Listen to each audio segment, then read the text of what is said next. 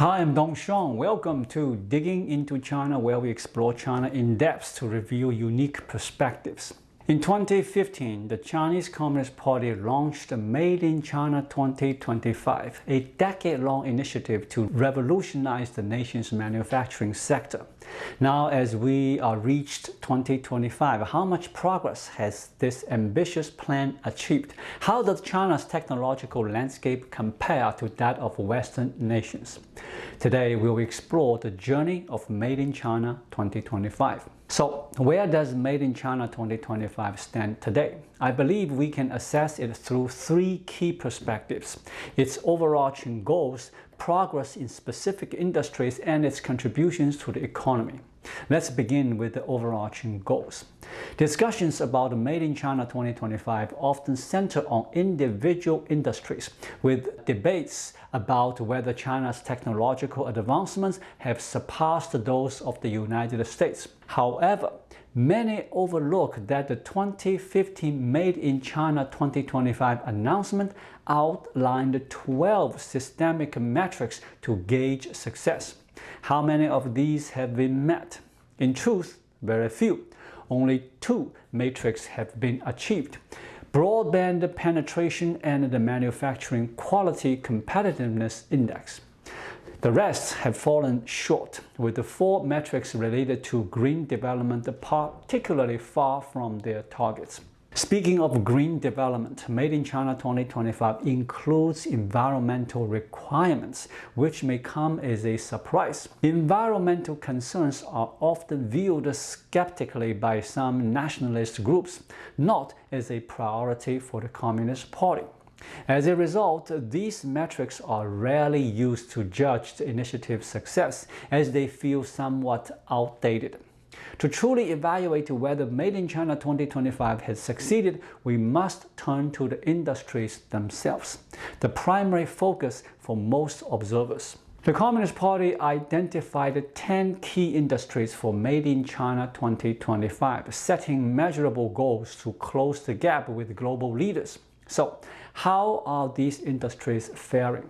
I'd categorize them into three groups: those exceeding expectations, those with mixed outcomes, and those falling significantly short.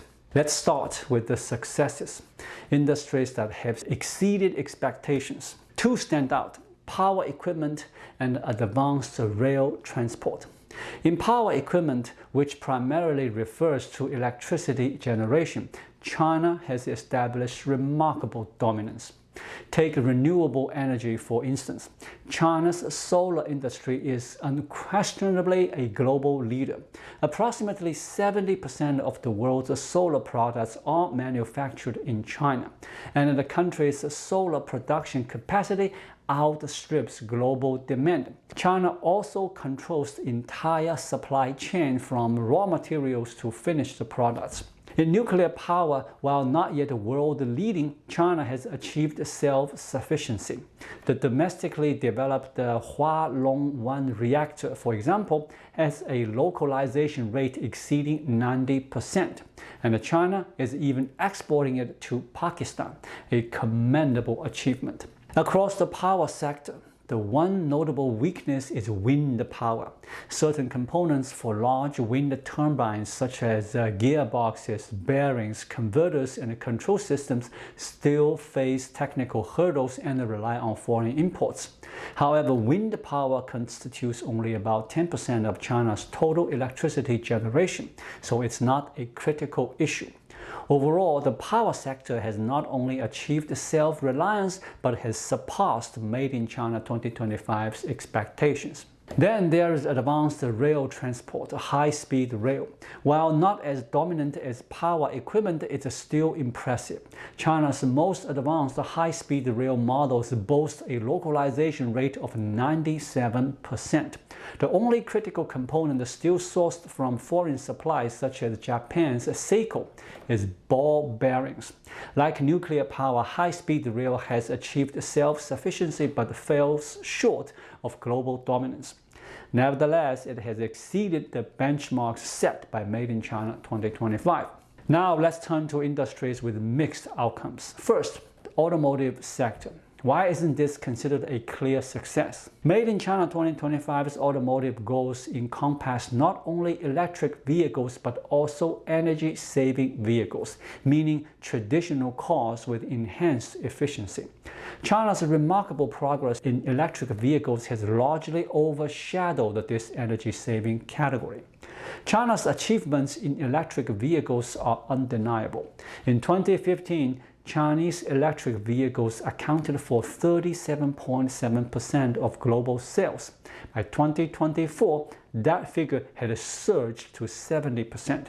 And beyond the Tesla, BYD leads the pack, far exceeding the original expectations. However, in traditional internal combustion engine vehicles, China remains far behind. As of 2024, foreign automakers still command 65% of China's gasoline car market, well short of the goal for state-owned enterprises to hold 50% by 2025. Emission reduction technologies also lag significantly behind companies like Toyota. Even in electric vehicles, China isn't fully self-reliant in core technologies. While Chinese automakers increasingly depend on domestic suppliers for components like interiors, glass, and sensors, resulting in noticeably improved interiors, key technologies such as engines, control systems, and braking safety system remain dominated by multinational firms. For instance, ABS anti-lock braking systems still heavily rely on foreign suppliers. Thus, the automotive sector encompassing electric and energy-saving vehicles warrants a mixed outcomes assessment. Another industry with mixed results is next-generation information technology, which spans software development, semiconductors, and communication equipment. Let's start with software. Not consumer apps like TikTok or Taobao, but industrial software. The most tangible metric here is the market share of domestically developed industrial software. The original plan aimed for Chinese industrial software to capture over 50% of the domestic market by 2025. Yet today, over 90% of China's industrial software still comes from foreign companies. For example, the computer-aided design software market is led by firms like Dassault Systems and Siemens, which hold over 50% of the market, while Chinese companies account for less than 10%, far from the 50% target. Then there is semiconductors, an area of stark contrast. In high-end chip manufacturing, China faces severe constraints. Made in China 2025 aimed for China to independently produce EUV lithography machines by 2025 to 2030, and key materials like EUV photoresist by 2025. But today, EUV lithography machines remains a distant aspiration. On the other hand, China has made progress in low-end chips thanks to cost advantages. China now holds about 34% of the global low-end chip market. In memory chips such as flash storage, China has also advanced. In 2015, China was entirely dependent on foreign companies like Samsung, SK Hynix, and Micron. Now, companies like Yangtze Memory and SMIC have made strides, particularly in pricing. This category earns a mixed outcomes label largely due to mobile communication equipment, primarily smartphones. China's progress here is strong. The plan called for Chinese companies to hold 80% of the domestic phone market and 40% of the global market by 2025. Domestically, including Apple, which manufactures in China, the share is 87%. Excluding Apple, it's 72%. Globally, even without Apple, China phones reached 41% in 2024, with Xiaomi, Transsion, and Oppo alone accounted for 31%. Overall, this category narrowly qualifies as mixed outcomes. Now we come to the industries that have significantly underperformed, news that some may find difficult to hear. First, aerospace. While space exploration has seen some progress, aviation is a different story, with virtually no advancement. Made in China 2025's roadmap aimed for Chinese-made planes to account for 5% of domestic routes by 2020 and 10% by 2025, with domestic companies holding 30% of the passenger aircraft equipment and parts market and 50% of the general aviation market by 2025. In reality, progress is far behind. China's domestically produced C919 aircraft didn't complete its first commercial flight until 2023. To date, only 16 have been built with just 14 in service, well short of the targets. Moreover, the C919 relies heavily on foreign technology, with only the airframe achieving a high localization rate. A prominent aviation consultancy, Aerodynamic Advisory, once described the C919 as essentially a Western plane assembled in China, merely encased in Chinese metal. This assessment is accurate. China's aviation industry has comprehensively failed to meet Made in China 2025 goals, a resounding defeat. Another significant shortfall is in the medical industry. China has gained some ground in low-end pharmaceuticals, account for nearly half of global antibiotic exports and 90% of global antibiotic production capacity, a reflection of the country's heavy antibiotic use. But why isn't this a mixed outcome story? Like semiconductors, because Made in China 2025 targeted high-end pharmaceuticals and advanced medical devices, where progress is lackluster. The plan called for China's drug quality to align with international standards by 2025, with 5 to 10 independently developed new drugs gaining FDA or EU approval for global markets. Yet, progress remains limited. Chinese drugs still lack widespread international acceptance. It wasn't until 2019 that a Chinese drug received FDA approval. By 2025, 7 drugs have gained FDA or EU approval, but this feels more like fulfilling a quota. Only 2 have been commercialized overseas, with modest sales, far from truly penetrating global markets. Aligning drug quality with international standards remains an even greater challenge. High-end medical devices are even further behind. The plan aimed for 70% self-sufficiency in advanced medical devices by 2020 and full production capacity for core components by 2025. But today, China's localization rate for high-end medical devices is just 30%. For example, CT scanners with 64 slices or more were supposed to be domestically produced by 2025, but the localization rate is only 28.7%, well below the expectations. The high-end medical industry is another clear failure. Then there is industrial robots and high-end machine tools. Made in China 2025 set ambitious target: 50% self-sufficiency in industrial robots by 2020 and 70% by 2025.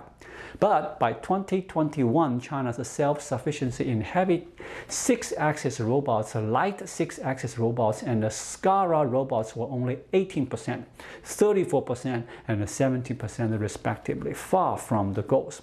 Only one type of robot surpassed the target. The high-end machine tool industry faces similar challenges. The plan called for Chinese companies to hold 70% of the domestic market by 2020 and 80% by 2025. While companies like High-Tian Precision have succeeded in low and mid-end markets, high-end markets remain elusive. Low-end machine tools are fully self-sufficient, and mid-end ones have a 73.5% localization rate. But in high-end machine tools, Chinese companies hold just 15% of the market, far from the target. This is another undeniable failure. There are also emerging industries like drones, where China has achieved global leadership. But since drones weren't part of Made in China 2025, we won't delve into them here. That concludes the narrow evaluation of Made in China 2025's progress. Of the 10 key industries, 2 exceeded expectations: power equipment and advanced rail transport. 2 have mixed outcomes: next generation information technology and energy-saving EV. 3 are outright failures: aerospace, high-end medical, and high-end machine tools robots. The remaining 3, new materials, agriculture, machinery, and marine engineering, high-tech shipping, are less pivotal and weren't addressed here. What's your verdict? Has Made in China 2025 stalled, or is it still on course? Everyone will have their own perspective. But beyond this narrow assessment, let's consider the broader implications. First, we must recognize that Made in China 2025 is a tool, not the ultimate goal. Technological innovation must serve a purpose. It's not about innovating for its own sake. So, has Made in China 2025 fulfilled its broader objectives? Has it succeeded? That depends on who you ask, as success carries different meanings for different stakeholders. The Communist Party often equates itself with the Chinese people, suggesting they are one and the same. But we must distinguish between the two. The party and the Chinese people have distinct visions of success for Made in China 2025. From the people's perspective, broad success would mean leveraging Made in China 2025 to drive technological innovation, overcome China's middle-income trap, move beyond being the world's low-cost factory, and enhance the quality of life, higher incomes, shorter working hours, and a better living standard. That's the essence of success. For the Communist Party, success is defined differently: reducing reliance on foreign technology, strengthening China's ability to counter the West, shielding itself from Western influence, and solidifying its rule. That's their measure of achievement. Evident from a broader perspective, Made in China 2025 has not delivered for the Chinese people, but for the Communist Party, it's a triumph. While the party fell short of many of Made in China 2025 specific targets, it has accomplished its underlying goal: reducing foreign dependency through alternative strategies. For instance, even when Chinese companies lack self-sufficiency, the party has encouraged foreign firms to establish factories in China, effectively achieving self-reliance indirectly. Consider Samsung. Its largest memory chip factory is in Xi'an, accounting for 40% of its related production. SK Hynix produces half its memory chips in Wuxi. Even if Chinese companies can't fully produce these products, this arrangement reduces dependence on foreign supply chains. Coupled with the areas where Made in China 2025 has succeeded, China's reliance on imports has significantly decreased across most industries, except high-end medical and strategic sectors like semiconductors. Meanwhile, China's industrial capacity has expanded rapidly. This reduced import dependency and enhanced manufacturing prowess mean that even if relations with the US or EU deteriorate, China could nationalize Western companies' assets and achieve self-sufficiency. This emboldens the party to engage in trade disputes or even broader conflicts with the West. More critically, this makes it harder for other nations to interfere with or challenge the party's authority. From the party's perspective, Made in China 2025 is a success, but for the Chinese people, it's a profound disappointment. Even the initiative's success have failed to bolster the economy. Consider the 3 strongest sectors: solar, high-speed rail, and electric vehicles. They've contributed little to the broader economy. Arguably, they've been a burden. In the electric vehicle industry, only 3 of the 112 Chinese EV manufacturers are profitable. The path to prominence has been paved with enormous waste, funded by government subsidies, taxpayer money, and the resources that could have supported healthcare or pensions. The solar industry, while globally dominant, suffers from overcapacity. China's solar sector holds a near monopoly, but it's incurring massive losses. Financial reports from the top Chinese solar companies revealed that none were profitable in 2024. With the industry losing billions annually, the entire supply chain is in the red. As for high-speed rail, its widespread, underutilized, and waste have been discussed previously, so I won't elaborate here. On a larger scale, Made in China 2025 has not driven industrial transformation. China's low-end manufacturing persists. In recent years, as high-end manufacturing exports have grown, low-end manufacturing exports have surged even faster, outpacing high-end growth. Industrial transformation hasn't materialized alongside technological innovation. On one hand, there are technological breakthroughs. Electric vehicles and solar appear impressive. But on the other, Chinese workers face longer hours with no improvements in wages or benefits. Typically, technological innovation should fuel industrial upgrades, which then enhance living standards. But Made in China 2025 has distorted this process. It hasn't translated innovation into better lives for ordinary people. Instead, it has fueled overcapacity and economic deflation, two formidable challenges. To draw a smaller scale comparison, Made in China 2025 resembles China's zero COVID policy. Did zero COVID reduce infections? Indeed it did. But the goal of epidemic control isn't solely to eliminate the cases, it's to minimize death and improve safety and quality of life. Yet those outcomes didn't materialize. Zero COVID caused widespread hardship, sparking the white paper revolution that ultimately ended the policy. The same applies to Made in China 2025. Its intended purpose was to develop high-tech industries to improve Chinese people's lives. While there have been some technological gains, they haven't translated into better living conditions for the people. On a grander scale, Made in China 2025 echoes China's pursuit of nuclear weapons during the Great Famine. Was developing the bomb amid widespread starvation about benefiting the people? Certainly not. The people gained only a sense of national pride, feeling they had stood up, while their material lives saw no improvements and, in fact, suffered greatly. But for the Communist Party, the bomb was a triumph, cementing its power and deterring threats to its rule. Made in China 2025 follows a similar path today. It hasn't enhanced the Chinese people's lived experience, offering only symbolic victories. But for the Communist Party, it's a significant achievement, equipping them with an economic superweapon to challenge the United States and the world's democracies. That's why, in a broader sense, Made in China 2025 represents a victory for the party, but a loss for the Chinese people. Thank you so much for watching. If you find this video helpful, please like it, drop a comment below, and hit the subscribe button right here. It really helps YouTube suggest my video to others. I'll be back with more content soon. Until then, be well.